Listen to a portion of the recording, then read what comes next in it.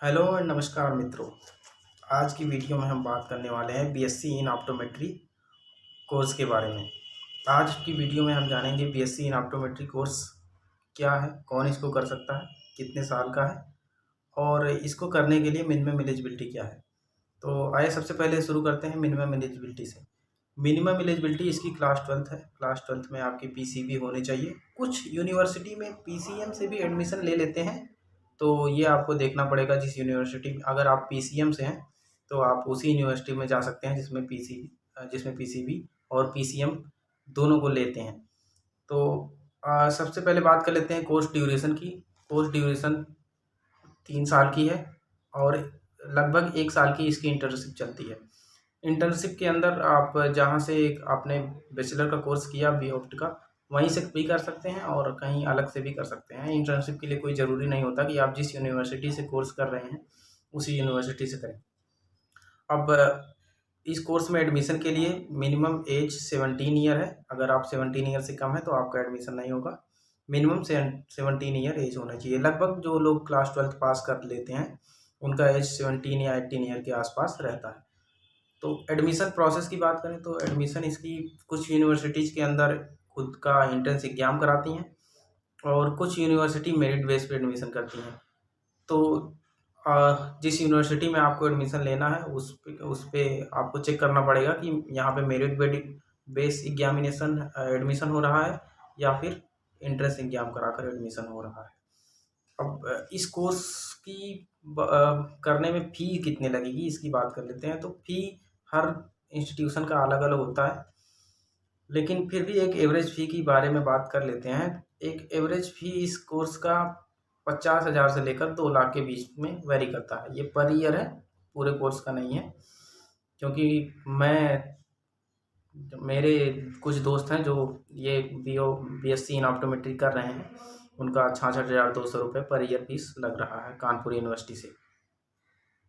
BSc optometry पूरा हो जाने के बाद आप हायर एजुकेशन में भी जा सकते हैं। हायर एजुकेशन में आप एमएससी ऑप्टोमेट्री कर सकते हैं और अगर आप बाद में हायर एजुकेशन के पहले जॉब करना चाहते हैं तो आप जॉब भी कर सकते हैं।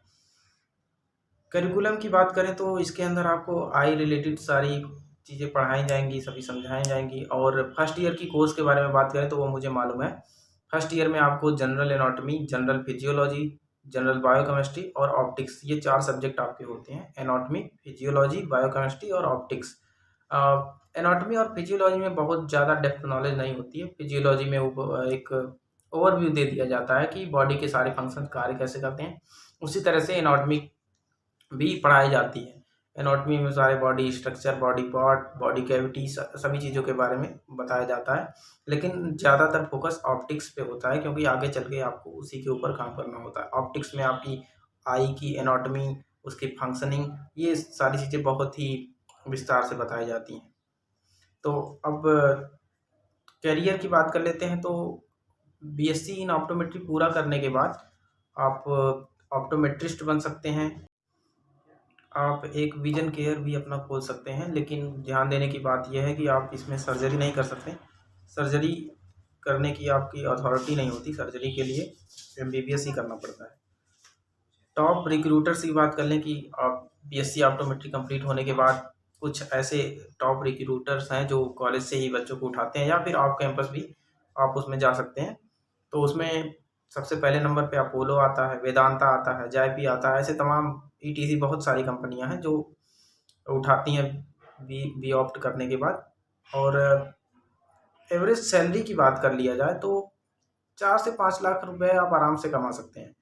ये पर एनुअल है, पर मंथ नहीं बता रहा हूँ। 4 से 5 लाख रुपए आपको कोई दिक्कत नहीं होगी, आप कमा सकते हैं।